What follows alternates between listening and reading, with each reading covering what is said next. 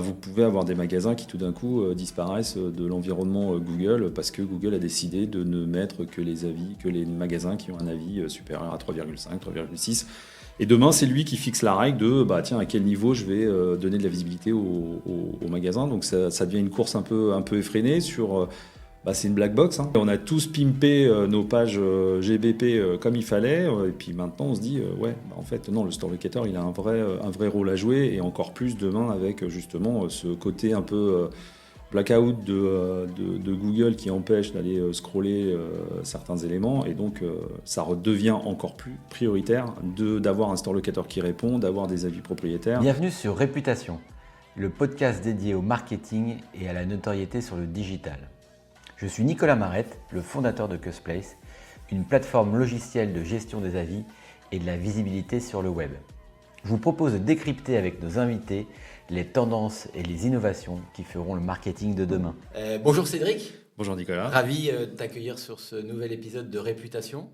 Je te propose de te présenter, toi, puis le rôle que tu as chez Triba. Ok, écoute, enchanté d'être là.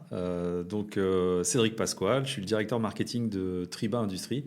Donc Triba, c'est le leader français de la menuiserie, donc la menuiserie pour les particuliers, dans le domaine de la rénovation. Et quand on dit directeur marketing de Triba, mes objectifs, c'est travailler sur la marque, faire de sorte qu'elle ait la plus belle notoriété possible pour être dans le top of mind des clients, pour qu'ensuite ils viennent nous trouver sur Internet ou en point de vente, pour ensuite choisir leur menuiserie de qualité. D'accord. Les principaux, pour rentrer un peu plus dans le détail, les principaux enjeux en termes de visibilité et de notoriété quand on est directeur marketing d'un grand réseau, peut-être tu vas détailler la taille du réseau, quels sont-ils ? Alors le réseau déjà c'est 315, un peu plus de 315 espaces conseils répartis dans toute la France. Les enjeux que l'on a, nous, en termes de notoriété, en fait, il est assez important parce qu'en fait, on est un gros réseau, on est le plus gros réseau français de menuiserie, mais en fait, il y a une grosse bataille qui se fait au local. Donc, en fait, l'enjeu, il est surtout de travailler cette notoriété globale, mais ensuite de redescendre jusqu'au local parce qu'en fait, notre plus gros concurrent, c'est l'artisanat. Donc, l'enjeu, il est que on puisse nous connaître dans toutes les régions de France, dans toutes les villes de France. Et ensuite, aller jouer des coudes en local, en ultra local. Ouais, tu as une sorte de double concurrence des réseaux nationaux et après, finalement, le local, l'artisan qui, lui, Tout à fait, est implanté dans sa ville ou sa zone de Tout à fait. ouais. Aujourd'hui, effectivement, et puis on le voit après, on va rentrer dans le vif du sujet, parce qu'avec Maps, aujourd'hui, l'enjeu, il est là. C'est d'assurer une présence locale sur tous les annuaires, dont Maps, qui reste l'annuaire principal, parce qu'effectivement, aujourd'hui, nos acteurs, nos concurrents, parce que quand on a 315, ça fait du monde, parce que 315 ramenés aller sur le cocon digital du secteur de la menuiserie, il y a à peu près 4000 concurrents. D'accord. Donc ça donne un peu l'ampleur du terrain de jeu qui est assez conséquent. Effectivement. Et quand tu parles de local maps, il y a effectivement la dimension de présenter la marque, les images et la réputation. Et la réputation. Sur cet environnement, comment tu traites ce sujet, soit au local, soit au national ? Alors le sujet, il est piloté on va dire au national pour donner l'impulsion.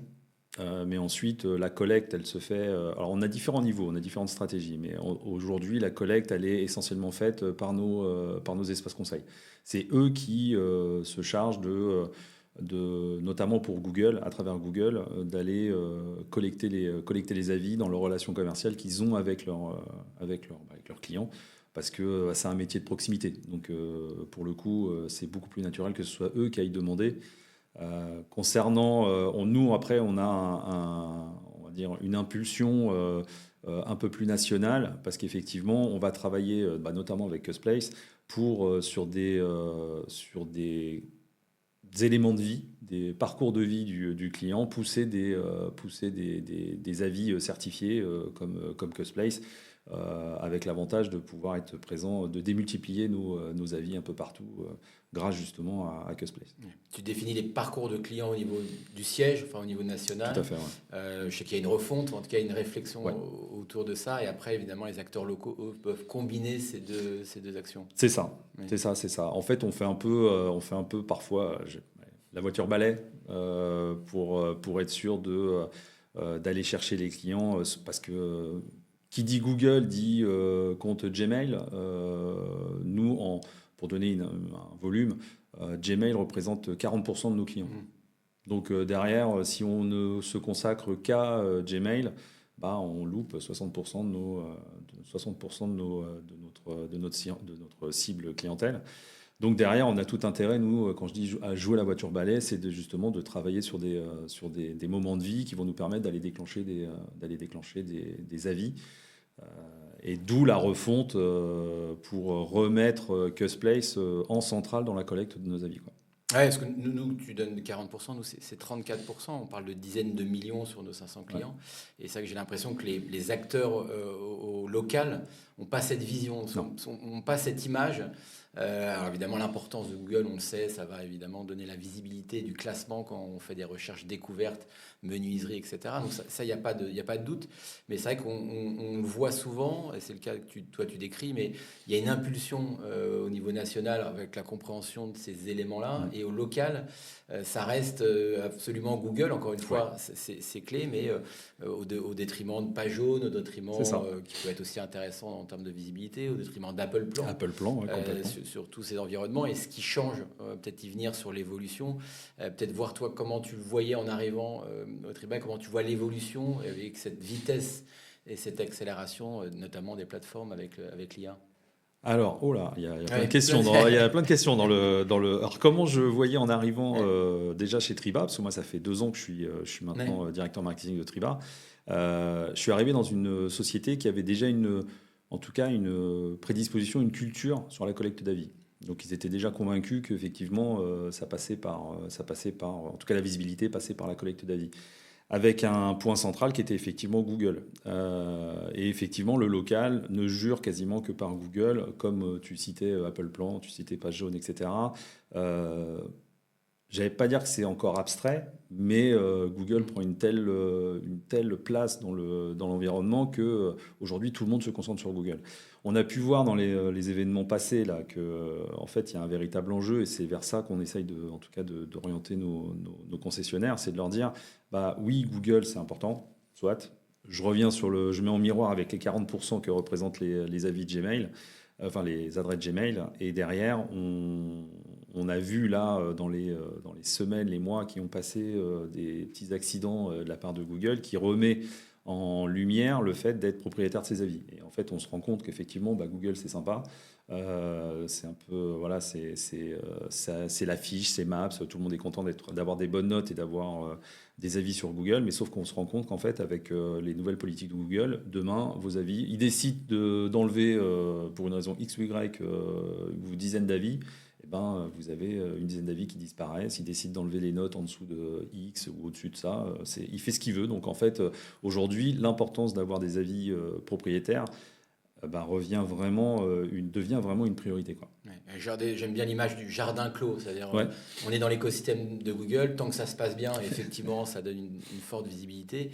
Tu évoquais peut-être, pour rentrer dans le détail, 2 sujets qui étaient assez marquants. C'était l'été dernier, tout à fait, une modération, on ne parle pas de quelques avis, mais de millions d'avis qui ont été supprimés et pourquoi pas, mais on ne connaît pas les critères.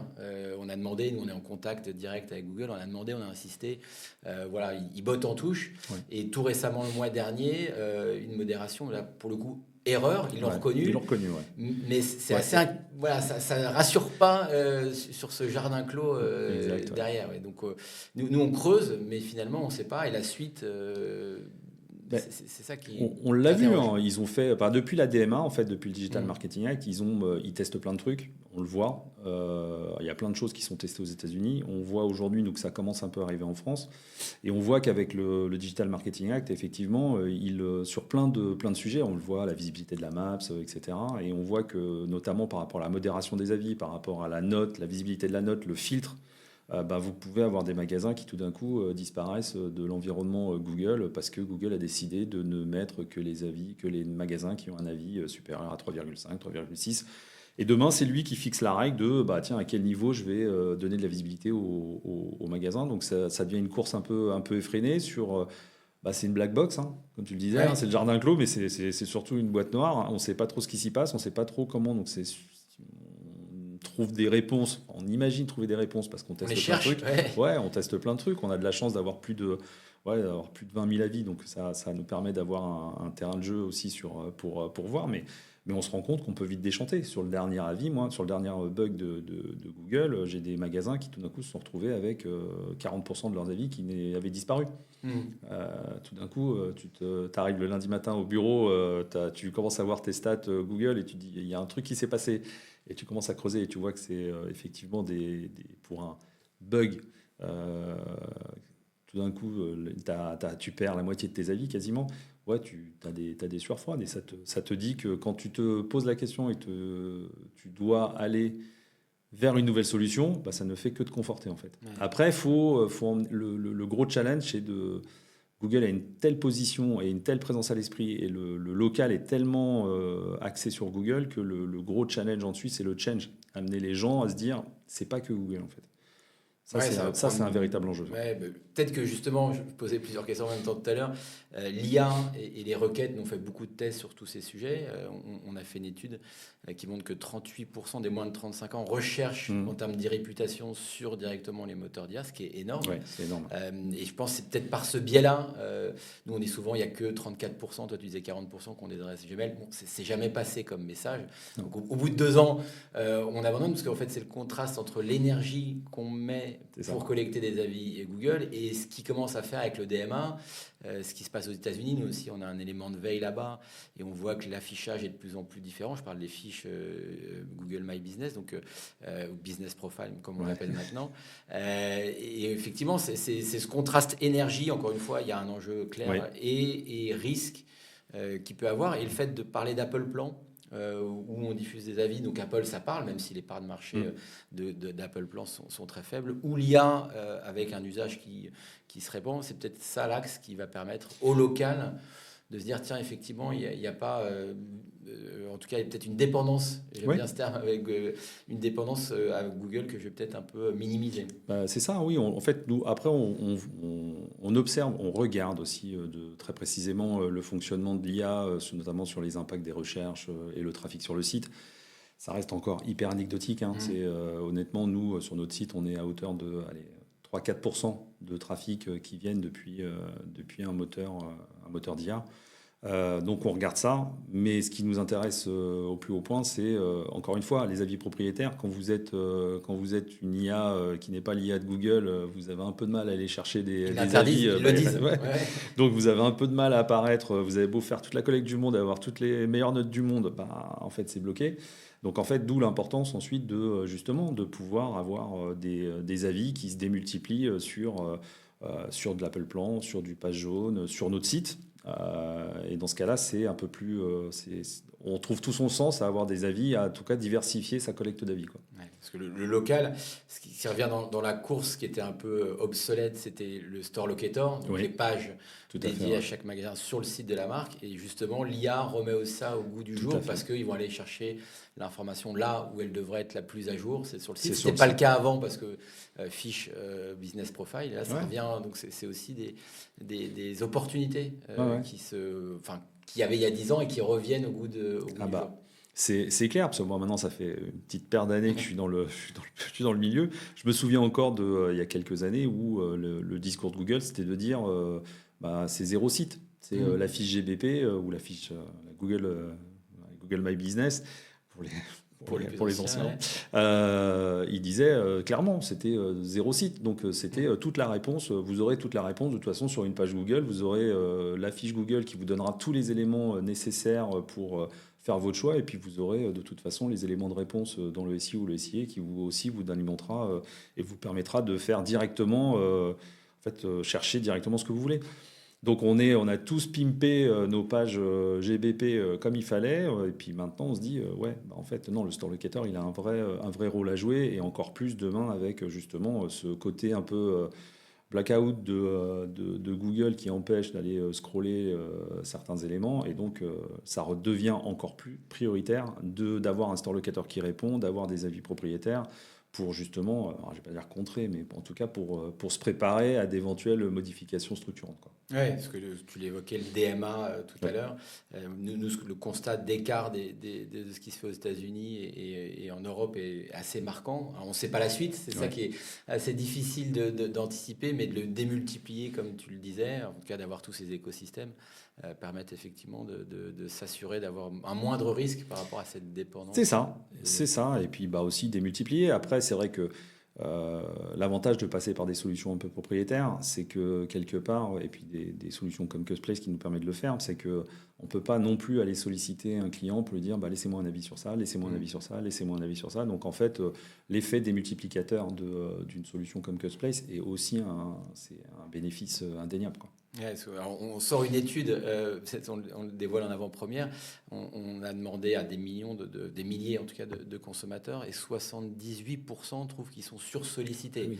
Donc déjà rien que ce contexte-là, après compte Google ou pas compte Google, ça c'est encore un autre sujet, mais on voit que voilà, il suffit de prendre notre casquette de consommateur, on comprend aisément. Donc c'est trouver ces refontes de parcours client que tu évoquais pour trouver le bon moment. C'est pas évident. Non.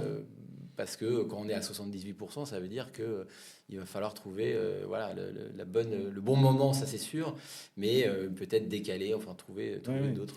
Après, on tombe sur des trucs qui sont complètement ubuesques, hein, parce que alors, on fait beaucoup de veille, on regarde beaucoup ce qui se fait chez les concurrents, sur d'autres marchés, parce qu'on est à la croisée entre un industriel, un retailer, donc c'est un peu, on peut aller surfer sur plein de marchés, et c'est vrai que des fois on soulève des études, enfin pas des études, mais des remontées clients, où la dernière fois j'étais sur un site d'un grand bricoleur, d'une grande enseigne de bricolage, où la personne répondait j'ai acheté un carton, c'est un carton.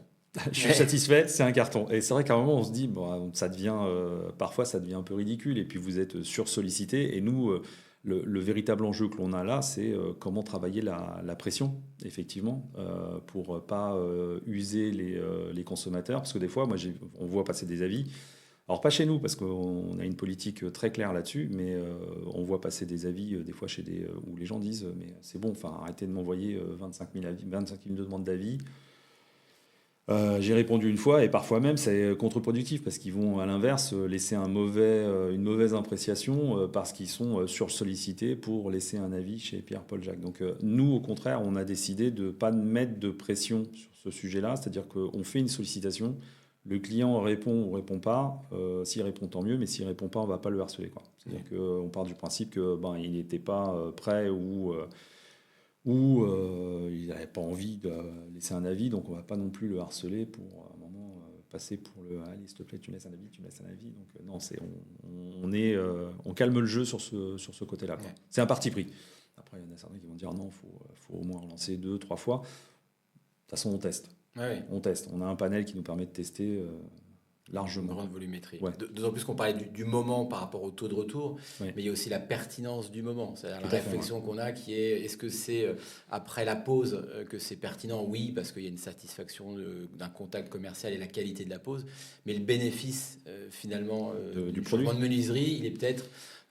tu vois où je veux en venir? Ouais, je vois, sans doute plusieurs mois ou un an après, à dire voilà, j'ai fait telle économie d'énergie, parce que c'est ça le bénéfice. En bruit, je suis vraiment isolé, c'est pas 2 jours, au bout de 2 jours je m'en suis rendu compte, mais avec le temps. Et là aussi, c'est des choses qui ne sont pas du tout faites et qui permettent d'aller au-delà de ce sujet à la base de pression, mais derrière de satisfaction, et de dire c'est l'usage qui va me le permettre après un an par exemple. Tout à fait. Nous, c'est la grosse difficulté qu'on a en fait, parce qu'on est sur nos produits. C'est difficile comme un Amazon ou autre, de dire je laisse un avis sur j'ai acheté un téléphone, j'ai acheté un livre, j'ai laissé un avis sur un produit. C'est relativement simple et c'est immédiat. Nous, on a cette problématique que tous nos produits, en fait, on vend des fenêtres de n'importe quelle taille, en triple vitrage, et puis avec des personnalisations à gogo. La problématique, c'est que tout est fait sur mesure. Donc on peut pas dire, bah voilà, qu'est-ce que vous pensez de la fenêtre en 60-80, la fenêtre en coulissant, etc. Donc on a cette problématique qui nous bloque un peu. Donc en fait, on va prendre le contre-pied. On se dit, les avis à l'instant T sont plus là pour, on va dire, sanctionner positivement, on l'espère, la relation commerciale ou la relation de la marque, avec la marque sur la pose, par exemple.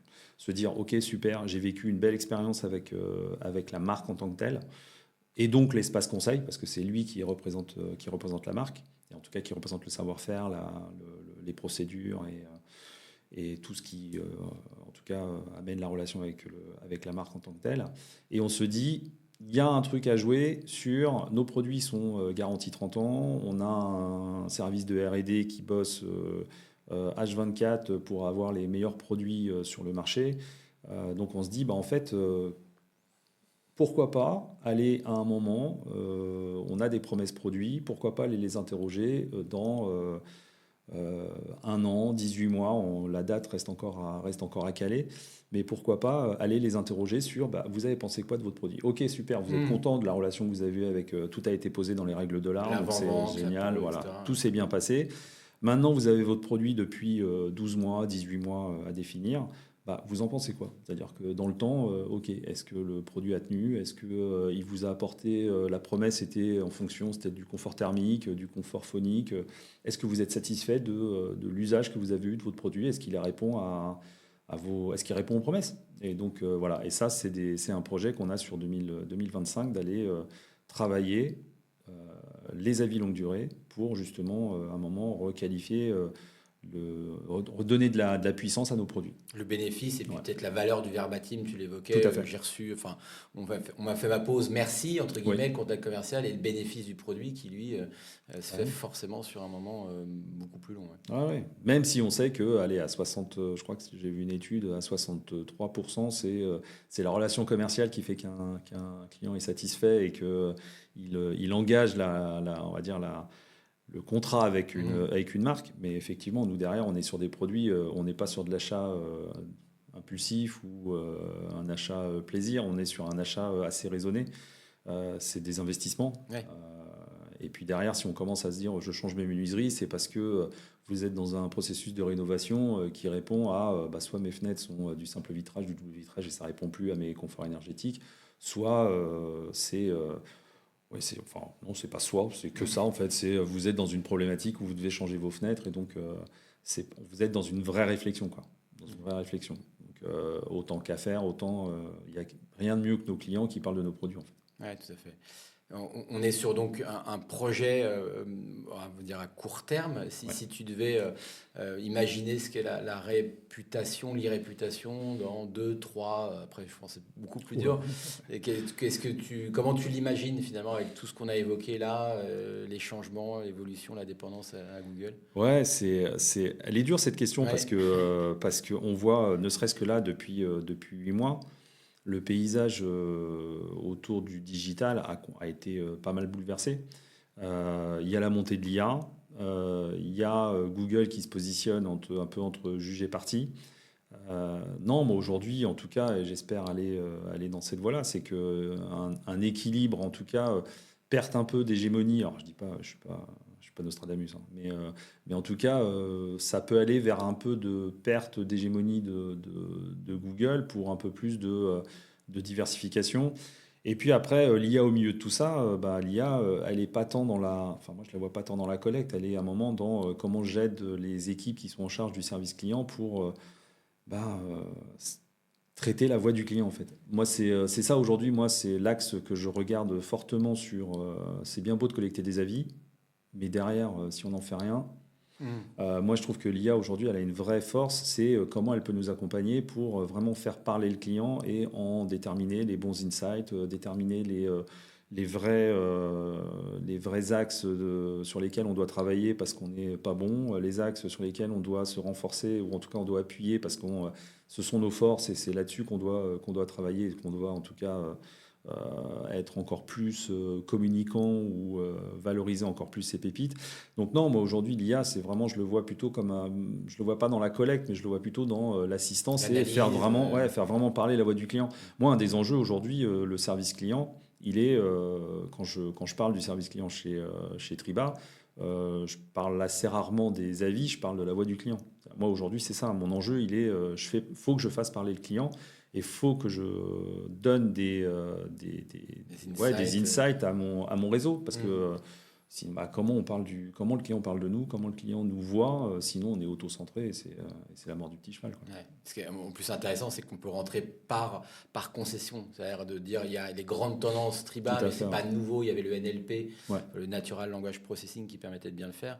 Là, c'est cette grande masse de données qu'on peut récolter. Et sur la granularité, on peut aller finalement très loin par magasin pour leur donner des éléments qui sont peut-être différents avec l'accueil, les commerciaux qui effectivement c'est l'humain au final où l'analyse peut être très différente. Et ce qui est cool, c'est que ça va nous permettre aussi d'aller chercher de l'ultra local, c'est-à-dire que effectivement, comme tu le disais, quand tu fais une analyse qui est sur Triba, sur Custplace, on doit flirter avec les 45 000 avis, je crois.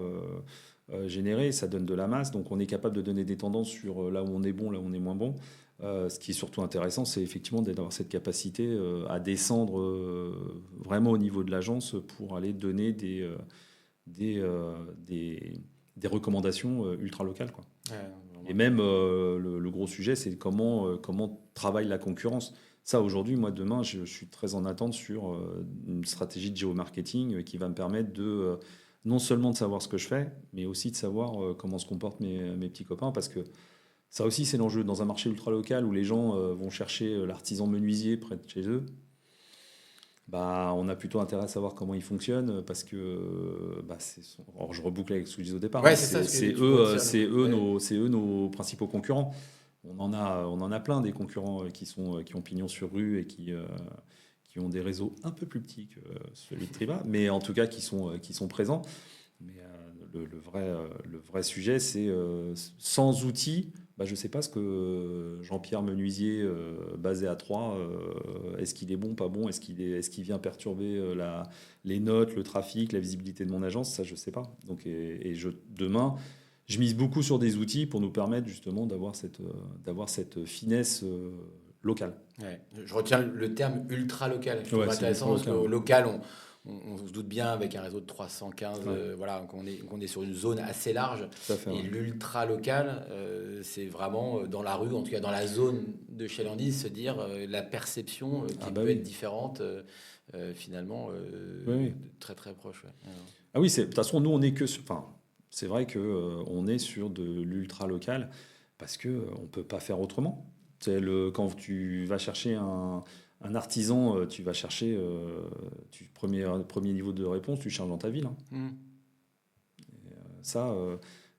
Et en fonction de là où tu es, la réponse va être différente. En fonction de là où je suis, en fonction de la zone, même la zone géographique, c'est-à-dire qu'entre une ville ultra-urbaine, là on est à Strasbourg, on est quand même dans un périmètre, on est une ville, c'est ultra-urbain, il y a de la concurrence qui est très localisée, et donc les gens restent dans un rayon quand même relativement restreint.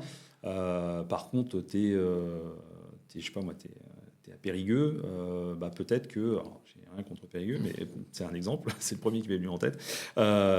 Effectivement, tu es prêt peut-être à faire un peu plus de kilomètres pour ton rayon d'action et ton rayon de visibilité doit être un peu plus large. Ouais, donc on a même à ce niveau-là, on a de l'ultra local qui est plus ou moins étendu, quoi. Qui est pas en fonction de la densité de la ville. Tout à fait. Ça va pas être les mêmes. D'ailleurs, tu appliques un marketing local ou réputationnel différent selon la taille de la ville, ce que tu évoques entre Périgueux et Strasbourg, ou c'est encore naissant? C'est encore naissant. Ouais. Alors on va avoir, mais pas au niveau de la vie. Mais par contre, oui, on a des stratégies différenciées en fonction des zones géographiques, de la densité, de la composition ruralité ou pas. Donc non, on a des actions marketing qui sont là pour le coup aussi dans l'ultra local. Ouais. Mais dans les avis, non, on est dans la vie, on collecte, on n'a pas encore cette stratégie. pour être honnête, on n'y a pas réfléchi, mais on est déjà plutôt dans comment je fais pour être connu et quel levier j'active pour faire, en tout cas faire connaître ma marque dans un maillage ultra local. Et là, on s'appuie beaucoup aussi sur la data pour émerger et pour faire les bons choix de levier, que ce soit presse, affichage. Justement, tu parles de presse affichage, ça me fait évoquer la notoriété. Tu vois une combinaison entre le local ou l'ultra local et le national, le fait que la marque aussi, là on parle de la recherche locale et de sa zone, mais que se dire, tiens, je vais penser naturellement à Triba. Alors, je vais tuer un mythe à la fin de ma phrase, mais en fait, on a. Alors, oui. Quand je disais tout à l'heure, moi, dans mon périmètre, je suis directeur marketing avec un grand M, puisque dedans, j'ai le marketing communication, j'ai le marketing digital, j'ai la data et j'ai le service client. Là, c'est un peu ma casquette service client, mais là, si je prends ma casquette marketing, on va dire marketing communication et marketing digital, moi, mon enjeu, c'est à un moment d'être présent de mettre la bonne pression sur les différents leviers médias un peu traditionnels, pour faire en sorte que la marque soit en top of mind. On a de la chance, on est la marque la plus connue, on fait des études de notoriété régulièrement, on a un taux de notoriété global qui est de 77%, on est quasiment plus de 10 points devant le deuxième. Donc on installe notre marque. Notre marque, elle est super bien installée d'un point de vue national. Après, on travaille avec les agences, nos espaces conseils, pour justement travailler des dispositifs en local. Et là, on va activer de la radio, on va activer de la presse, on va activer de l'affichage, etc. Et même d'autres leviers que sont les SMS géolocalisés, etc. Pour nous, justement, cette notoriété nationale va travailler ensuite sur le local, c'est combiné pour que justement les clients ensuite viennent nous trouver sur Internet. Et en fait, ce qui nous fait venir le plus de trafic, c'est pas Triba Châteauroux, mais c'est Triba Fenêtre, Triba. Donc c'est vraiment la marque qui fait venir des gens, quoi. Nous, notre marque, c'est un vrai patrimoine, quoi. Donc c'est un trésor. C'est là-dessus qu'il faut qu'on travaille. C'est sur ce nom-là. Parce que c'est ce qui fait venir les gens. D'ailleurs, c'est ce que les concurrents achètent. Hein. C'est le paradoxe d'être une forte notoriété. Finalement, on en revient à certains basiques. Et puis le côté ultra local. C'est-à-dire, en fait, le local, un peu nébuleux, il a peut-être moins de valeur, Châteauroux, Triba, alors que vraiment l'ultra local, quand je cherche menuiserie qu'autour de moi, c'est ça, c'est peut-être cette... Et puis après, il n'y a pas que le digital. Donc après, c'est vrai que nos agences, on est sur un métier... c'est un peu particulier, on est sur un métier qui s'exporte, c'est-à-dire que on est sur le commercial, il va chez le client. On est dans une démarche où à un moment, il a besoin d'aller chez le client, prendre des mesures, voilà, etc. Donc lui doit aussi doit aller chez le client, doit aller dans les lieux de passage où se trouve le client, donc les galeries marchandes, les foires, les marchés. C'est des actions que le local mène aussi pour être présent. Et puis en fait, à force d'avoir vu de la pub à la télé sur Triba, d'avoir vu de la presse, d'avoir vu de l'affichage, etc., quand vous passez devant une enseigne ou quand vous voyez quelqu'un dans une galerie marchande ou autre qui vient avec cette marque, ce fond bleu et cette lettre blanche, vous dites « Ah ouais, effectivement, je connais. » Le sumo, il part. Ouh là là, le sumo. T'es arrivé. On coupe. Non, le sumo. Ah non, c'est pas. Non, parce que j'ai cette image-là, mais elle est biaisée forcément. Non, le sumo, en fait, très intéressant le cas sumo. C'est un vrai, pour le coup, ça serait un cas super intéressant pour une école market, parce que sumo, allez, il a disparu en 2023, peu de temps avant que j'arrive. Ouais. Donc je suis innocent.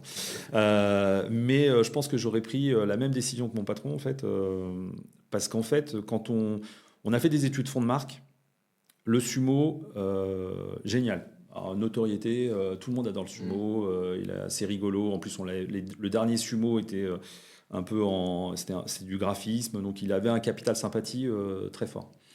Le problème, c'est que études fonds de marque, le sumo, Triba, TRYBA, ça fait pas français.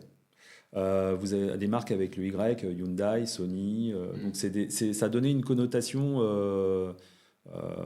presque asiatique Ouais. au nom. Ouais, avec le sumo. Le sumo, en termes de, ça exprime pas la légèreté, la finesse, ça exprime plutôt la lourdeur. C'était la solidité, ok, d'accord, mais ça exprimait plutôt la lourdeur. Et en fait, quand on interrogeait les consommateurs sur le fond de marque Triba, ils disaient ouais, génial, le sumo c'est rigolo, mais par contre la marque elle est low cost, c'est pas français, c'est de l'industrie donc c'est cheap. Et en fait, complètement à l'opposé de ce qu'on veut véhiculer, parce que Triba, c'est made in France, hein, ça fait 45 ans que c'est fabriqué en Alsace, pour quasiment 90% de nos produits, hors les fenêtres bois, porte-bois et fenêtres de toit, mais quasiment tout le reste est fabriqué en Alsace. On a justement un bureau de R&D qui travaille sur avoir les produits les plus pérennes, solides, avec ce qu'on appelle le clair de jour le plus important. Donc, c'est-à-dire on peut avoir un volume, une fenêtre très grande. Ce qui se passe chez les concurrents, c'est que pour avoir plus on a une fenêtre grande, plus elle est lourde, donc plus il faut des montants importants. Nous, on travaille justement sur la finesse des montants, qui respectent, qui peuvent nous permettre de dire c'est 30 ans de garantie, nos produits sont robustes, etc. Donc en fait, on était plutôt sur de la finesse, plutôt sur une marque premium et made in France. Et le sumo, il balayait tout ça. Et les jeunes se détachaient complètement de la marque Triba. Et en fait, là, on a refait des études. On a quasiment pris 20 points en made in France. Donc, ok, maintenant les gens associent la marque Triba à du français. Ils associent la marque Triba à de la modernité. Et aujourd'hui, ce qui est super intéressant, c'est qu'on voit que la population 35 ans, qui sont primo-accédants et qui ont des projets de rénovation, mettent Triba dans leur shopping list. Ouais. Donc en fait, on a ça a été crève-cœur parce que le réseau adore le sumo, les gens adorent le sumo, il avait un capital sympathie, mais par contre, il venait complètement tirer la marque vers le bas, quoi. Donc et en fait, se débarrasser de la mascotte, ça a été un mal pour un bien. Difficile, mais pas bien. Nécessaire, un mal nécessaire. On arrive à la fin de ce podcast. Peut-être une dernière question, si tu devais donner des principaux conseils en matière de réputation, mais au sens large.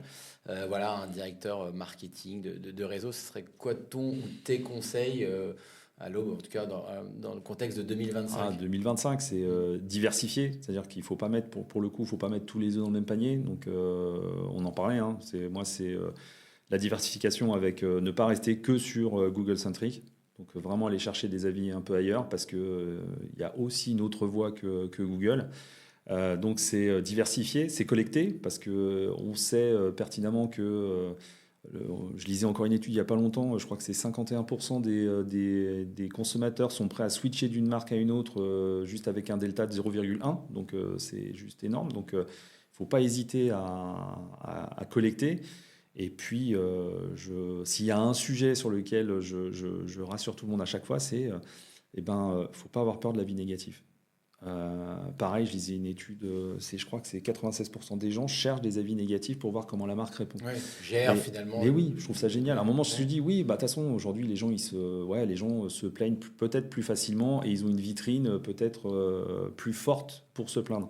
Mais ce qui est génial, c'est que c'est aussi une véritable opportunité pour la marque de dire, oui, on est présent, on répond, on accueille la critique. Et ça nous permet d'évoluer. De toute façon, sans la critique, on n'évolue pas. Donc, donc c'est ça. Moi, c'est mes conseils. C'est diversifiez-vous. Oh là là, bon, faut se diversifier. faut collecter. Et puis, il faut aller... à un moment, il faut surtout ne pas avoir peur des avis négatifs. Ça, c'est un truc... belle conclusion, je trouve. Ouais, merci. Super. Merci de ta disponibilité, de ton temps. C'est un plaisir. Et à très vite, Cédric. Merci. À très bientôt. Ouais. Merci. C'était Réputation, le podcast dédié au marketing et à la notoriété sur le digital. Si vous êtes toujours là, c'est que vous avez sans doute apprécié ce podcast. Alors n'hésitez pas à vous abonner et à laisser un avis ou à liker selon les plateformes.